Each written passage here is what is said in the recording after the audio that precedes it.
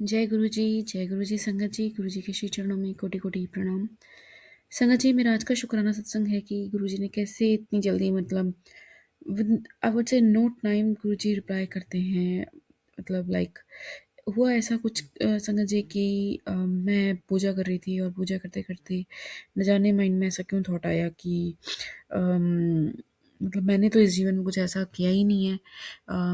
कितने सारे लोग हैं जो बहुत अच्छा अच्छा काम भी कर रहे हैं। ऐसे एक जो केपीएस गिल अंकल हैं, उनका थॉट माइंड में आ गया। सत्संग सुना था कुछ समय पहले उनका। तो तो लगा कि उन्होंने तो बहुत अच्छा काम किया है, लाइक टेररिस्ट को पकड़ा है और ये वो, मतलब। और ऐसे फिर थॉट चलते चलते आगे बहुत सारे लोगों के बारे में सोचा।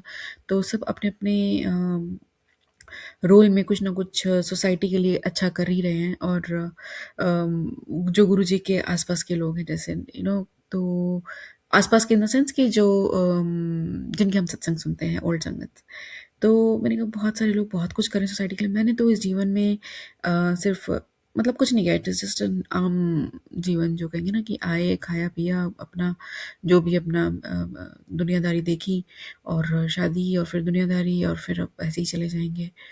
तो मैंने कहा कुछ खास ऐसा एक्स्ट्रा ऑर्डिनरी कुछ नहीं है कि आपने सोसाइटी के लिए कुछ किया हो, या कुछ मतलब कुछ अच्छी बुक लिख दी हो, या कुछ ऐसा कर दिया हो, कुछ कुछ भी। क्योंकि कभी कभी मेरे मन में थॉट आता है कि मुझे कुछ करना चाहिए, बट मैं कर नहीं पाती हूँ उसे। खैर जो भी है, तो ऐसे मन में थॉट चल ही रहा था।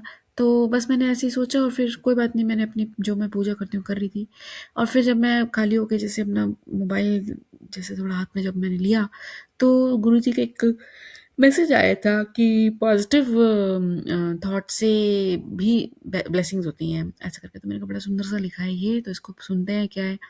जब मैंने सुना तो उसमें इतनी सुंदर थी, वो वीसी सिंगला अंकल की का वीडियो था, और एक शॉट था, और उसमें इतनी सुंदर बात कही थी कि हम सब एक सागर की बूंदों के समान हैं, और बूंद का कार्य जो है वो ये है कि उछले, और इतने उसमें मगन होके उछले, और फिर सागर में ही डूब के सागर साथ लीन हो जाए, मतलब विलय हो जाए। तो और इसका अर्थ ये है कि भाई हम जो है ना, उसमें दिमाग नहीं लगाना कि मैं उछलूं, मैं कुछ करूं, मैं ऐसे हूं वैसे हूं। नहीं नहीं नहीं, हमारा यही मेन मकसद है कि हम आए हैं और अपने जीवन को फुल्ली जीना है।